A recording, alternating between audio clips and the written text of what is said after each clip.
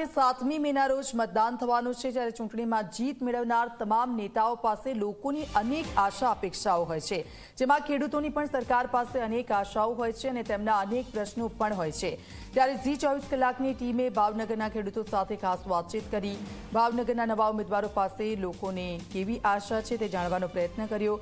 આગામી ચૂંટણીમાં જીત મેળવીને સત્તા પર આવનારા નેતા ખેડૂતો માટે શું કરશે, ખેડૂતોના પ્રશ્નોનો નિકાલ આવશે કે નહીં તેવા અનેક પ્રશ્નો ખેડૂતોના મનમાં છે। ઉમેદવાર પાસે ખેડૂતોની શું આશા અપેક્ષાઓ છે તે જોઈએ।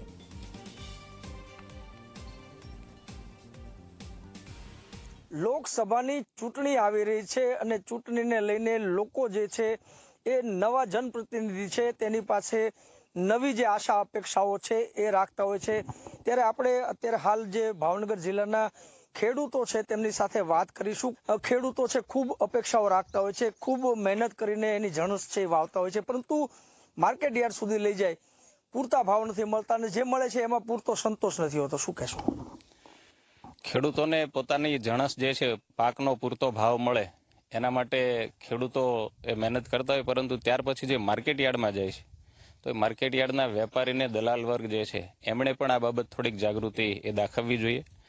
સરકાર ઘણા બધા પ્રયાસો કરી અને ખેડૂતોને એમના પાકનો યોગ્ય ભાવ મળે અને એમની કમાણી ડબલ થાય એના માટે આ દેશના વડાપ્રધાન એ સતત ચિંતા કરી રહ્યા છે અને એના માટે પરિશ્રમ કરી અને નવી નવી યોજનાઓ ઓછું ઉત્પાદન વધે અને ઉત્પાદન ખર્ચ ઓછો થાય એના માટે સતત એ નરેન્દ્રભાઈની સરકાર એ પ્રયાસો કરે છે। એના માટે થઈને એ નેનો યુરિયા નામની આવા અનેક નવા એ પ્રયાસો સરકાર દ્વારા હાથ ધરવામાં આવી રહ્યા હોય, જેથી કરીને ખેડૂતોને ઉત્પાદન ખર્ચ ઓછો આવે અને ખેડૂતોને એ સારું એવું વળતર મળી રહે।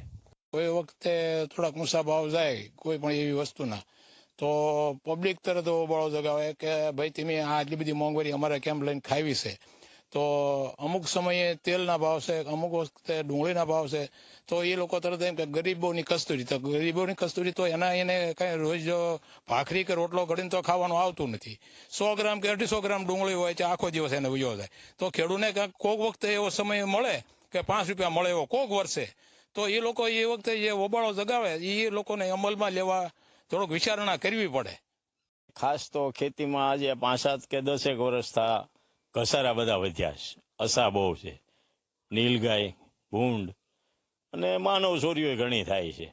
આ બધા ઉપર સરકાર જો ખાસ ધ્યાન રાખીને થોડુંક ખેડૂતને ધ્યાન આપે ને તો ખેડૂત ટકીએ કેમ છે ખેતીમાં। પણ સરકારને ધ્યાન આપવું જોઈએ અને માહિતી મેળવવી જોઈએ શું ખેડૂતને જરૂર છે, શું કરવું પડે।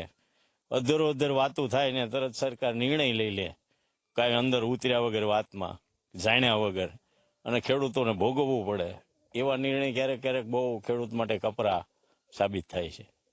ડુંગળી સોપાણ હાલતું હોય, કપાસ સોપાણ હાલતું હોય, તારે 2 દિવસ ન આવતી હોય એ ખેડૂતને મોટી મુશ્કેલી। ખેડૂતનું કોઈ સાંભળતું નથી, અધિકારીઓને ફોન કરે તો કોઈ જવાબ નથી દેતા, અને ખેડૂત બધા તો હરખા ન હોય કે ફોન કરીએ કે કોઈ હોય પણ એને કોઈ જવાબ દેતા નથી, એ માટે વધારે તકલીફ પડે છે। અને બીજું એક એ છે કે આ સબસિડી આપે છે, એ સબસિડી 25% મળે ને 75% નથી મળતી, તો એનું ખાસ ધ્યાન દઈને બધાને મળવું જોઈએ। આમાં રાગ દોષ ન થાય ખેડૂતોને કે અમને આપી ને અમને ન આપી, એની માટે ખાસ ધ્યાન દેવું પડે સરકારને। નવી સરકાર આગળ તો આપણે જો ભાવ વધે તો પબ્લિક નો ઓહાપો થાય, ભાવ ઘટે તો ખેડૂત નો ઓહાપો થાય, પણ બેયને કઈક ન્યાય મળે ને એવો નવો રસ્તો કાઢીને નવું જે છેલ્લે નાના ખેડૂત સુધી પોગે એવો કઈક રસ્તો કાઢે કે વિચારે તો સારું। ભાવનગર જિલ્લાના ખેડૂતો તેમનું માનવું છે કે માત્ર ખેડૂત લક્ષી નહીં પરંતુ તમામ લોકો પ્રત્યે યોગ્ય નિરાકરણ કરે અને યોગ્ય નિર્ણયો કરવા માટે સક્ષમ હોય એવો ઉમેદવાર એવો લોકો અપેક્ષા રાખી રહ્યા છે। નવનીત દલવાડી, જી મીડિયા, ભાવનગર।